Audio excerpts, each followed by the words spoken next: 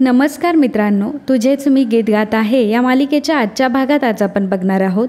स्वराज मंजुळाला म्हणत असतो की अगं आई, मनुका काकूने पिहूला आणि मला दोघांनाही ड्रेस आणलाय. तू जसा विचार करते ना मनुका काकूबद्दल तसं काहीच नाही आहे. त्यावर मंजुळा म्हणते की तुम्हाला आई म्हणतोस ना, मग माझं ऐकायचं आणि त्या मोनिकाकडून कुठलीही गोष्ट घ्यायची नाही. स्पर्धेत राहून तुला जर सगळ्यांचं स्वप्न पूर्ण करायचं असेल तर तू माझं ऐकशील. माझी किंवा तुझ्या मावशी आईची परवानगी असल्याशिवाय तू तिच्या हातून एकही गोष्ट घ्यायची नाही. स्वराज म्हणतो की मी घालून तरी दाखवू का मनुका काकूला, म्हणजे ती बिचारी खुश तरी होईल. मंजुळा म्हणते की बिचारी, आली मोठी ती बिचारी, आणि ती कपड्यांचा वास घेते आणि म्हणते की धुतल्याशिवाय हे घालायचं नाही. निरंजन मंजुळाला म्हणतो की मल्हारसाहेबांनी हे तुझ्यासाठी कपडे दिलेत.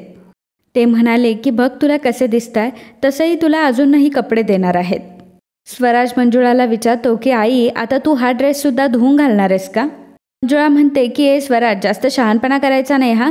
मी हा ड्रेस धुवून घालेल नाही तर तसाही घालेल, परंतु तो हा ड्रेस धुवून घालायचा आहे. त्यावर स्वराज म्हणतो की ठीक आहे.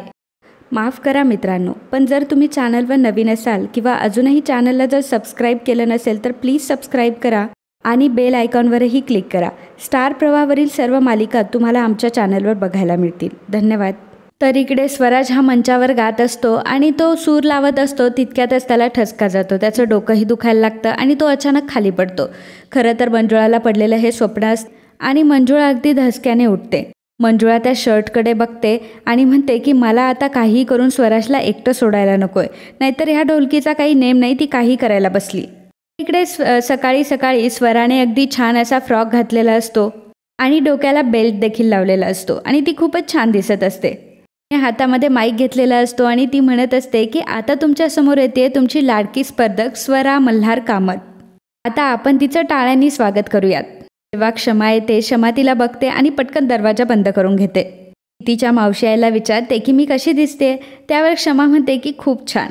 क्षमा तिला म्हणते की अगं तू किती गोड दिसतेस, पण अगं तू फ्रॉक का घातलाय, बाहेर सर्वजण आहेत ना. स्वरा म्हणते की अगं मला आता खूप इच्छा झाली होती की असं काहीतरी घालायची, आणि डोक्यावर हे टोपलं तर मला अजिबातच आवडत नाही, आणि म्हणूनच मी हे सर्व घातलंय. तर क्षमा म्हणते की हो, मी समजू शकते. स्वरा म्हणते की मी मुलगा बनण्याच्या आतमध्ये जर मला बाबांनी दत्तक घेतलं असतं तर मी आता स्वरा मल्हार कामत म्हणून राहिले असते ना, आणि हे सगळं झालं असतं तर किती मज्जा आली असती ना. क्षमा म्हणते की हो खरं आहे तुझं, परंतु जर ही तू स्पर्धा जिंकली ना तर तुझ्या मनातल्या सगळ्या गोष्टी पूर्ण होतील. स्वरा म्हणते की हो ना बाप्पा, सगळं हळूहळू करतोय पण सगळं अगदी माझ्या मनासारखंच करतोय. क्षमा म्हणते की बरं चल आता लवकर तयार हो आणि मी तुला मदत करते. तर इकडे स्वराजने खूप सुंदर असा ड्रेस घातलेला असतो. तेवढ्यातच निरंजन त्याला एका खोलीमध्ये घेऊन येतो. निरंजन स्वराजला म्हणतो की माझ्या भाचीला कोणाची नजर नाही लागो ना, म्हणून मी तुला इथे आणलंय. आणि निरंजन स्वराचे दृष्ट काढत असतो. स्वरा विचारते की अरे मामा तू काय करतोयस. निरंजन म्हणतो की स्वरा, आता एकदम मस्त गाणं होऊन जाऊ दे हा तुझं. देवा, माझ्या भाचीला लोकांच्या वाईट नजरांपासून दूर ठेव. स्वरा लगेचच निरंजन मामाला मिठी मारते. स्वरा म्हणते की अरे मामा तू किती काळजी करतोस रे माझी. निरंजन म्हणतो की स्वरा, हा तुझ्या आयुष्यातला खूप मोठा दिवस आहे ग, तो फक्त नीट पार पडावा एवढीच माझी इच्छा आहे. स्वरा म्हणते की मन जिंकायची तर मला खूप इच्छा आहे, परंतु त्याहूनही मोठं मला आज माझे बाबा भेटणार आहेत. मामा, मल्हार गुरुजी आज त्यांच्या मुलीला त्यांचं नाव देणार आहेत. मामा, मी तुला खरंच सांगतो की आज मी खूप खूप खूप खुश आहे. निरंजन म्हणतो की स्वरा, देवाने तुझ्या खूप परीक्षा घेतल्या, परंतु तू प्रत्येक परीक्षेमध्ये पास झालीस. स्वरा म्हणते की हो मामा, माझं नशीब खरंच खूप चांगलं आहे की मल्हार गुरुजी माझे बाबा आहेत. मला माझी आईसुद्धा भेटली. खरंच बाप्पाची किती कृपा आहे ना माझ्यावर. निरंजन म्हणतो की हो ना, देवाची खूपच कृपा आहे तुझ्यावर आणि ती कृपा नेहमी अशीच असू देत. स्वरा म्हणते की मामा, परंतु मला माझी आई मिळाली, बाबा मिळाले, परंतु जर मला स्पर्धेत पहिलं बक्षीस नाही मिळालं तर. निरंजन स्वराच्या तोंडावर हात ठेवतो आणि म्हणतो की स्वरा, असं नाही म्हणायचं हा. आज एवढा शुभ दिवस आहे, मग असं अशुभ का बोलतीयस.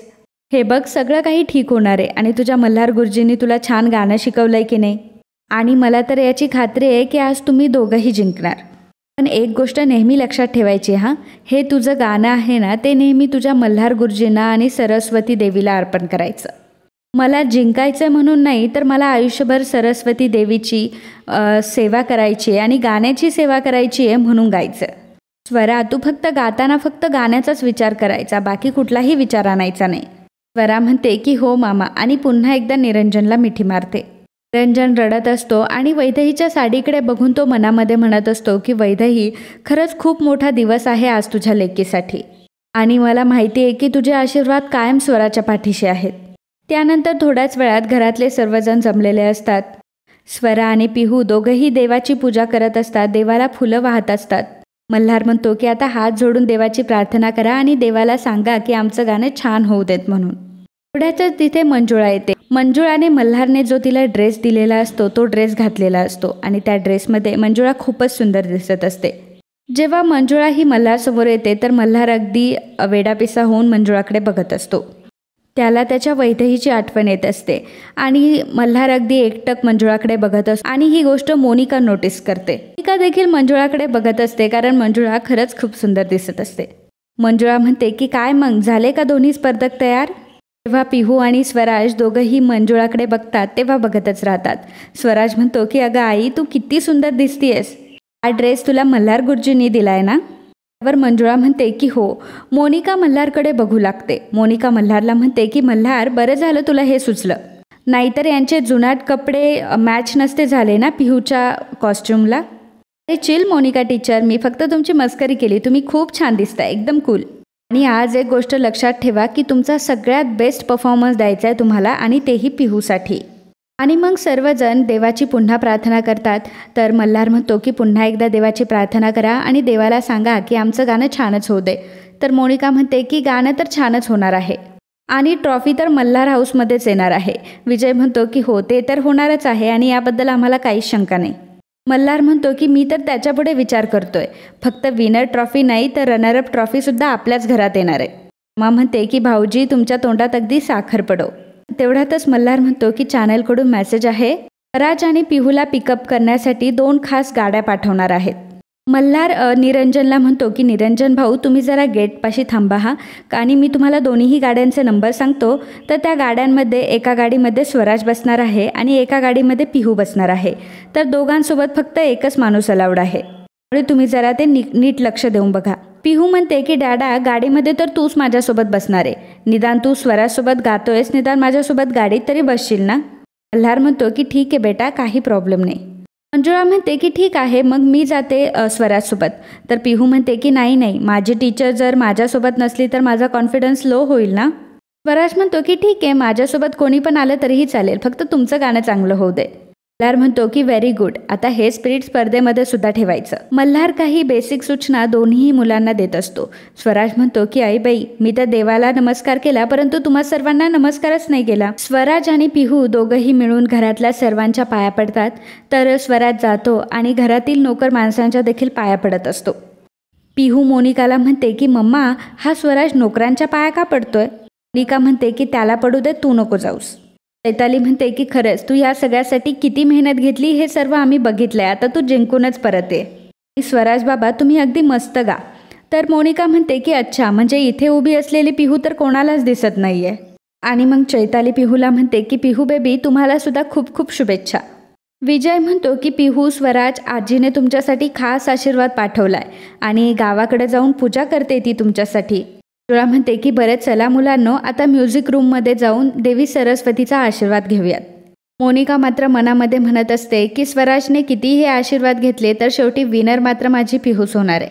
त्यातच मोनिकाला इलाचा फोन येतो. तर इला मोनिकाला म्हणत असते की मोनिका, अगदी केअरफुली माझं म्हणणं ऐक. स्वराजला मी पिकअप करण्यासाठी व्हाईट कलरची MH027030 नंबरची मी गाडी पाठवली आहे आणि याच गाडीचे डिटेल्स मल्हारला देखील मिळाले असतील.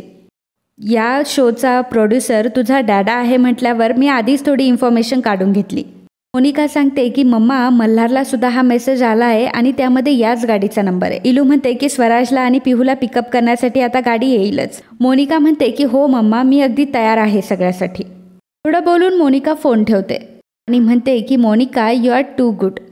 तर इकडे म्युझिक रूममध्ये येऊन स्वराज, पिहू, मल्हार आणि मंजुळा देवी सरस्वतीचा आशीर्वाद घेत असतात.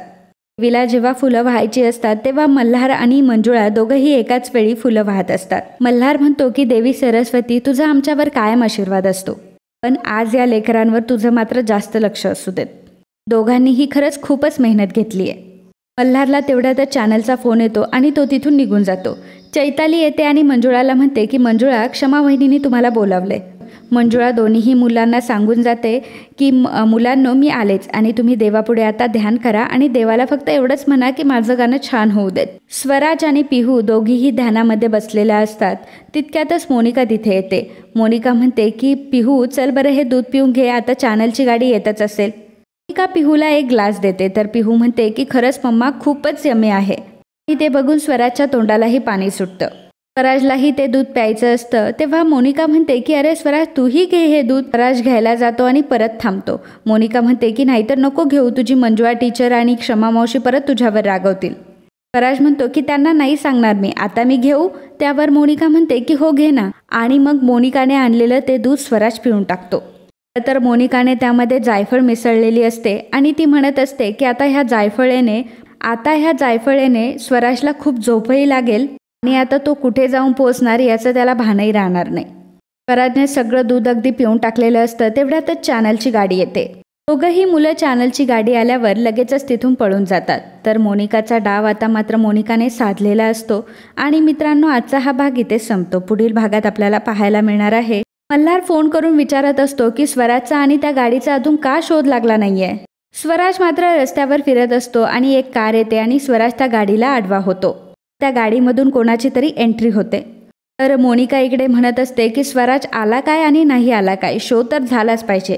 मल्हार सर्वांना सांगत असतो की जोपर्यंत स्वराज इथे येत नाही तोपर्यंत ही स्पर्धा होणार नाही. आणि तेवढ्यातच स्वराज तिथे येतो. स्वराज म्हणतो की मल्हार गुरुजी, मी आलोय. आणि स्वराजला बघून मल्हारला खूपच आनंद होतो. स्वराज आल्या आल्या मल्हारच्या गळ्यात पडतो. मोनिकाचा प्लॅन मात्र चांगलाच उद्ध्वस्त झालेला असतो. तर मित्रांनो, असेच तुझेच मी गीत गात आहे या मालिकेचे डेली अपडेट बघण्यासाठी आत्ताच आपल्या चॅनलला सबस्क्राईब करा. आणि आजचा हा भाग तुम्हाला आवडला असेल तर व्हिडिओला लाईक आणि कमेंट करायला अजिबात विसरू नका. धन्यवाद.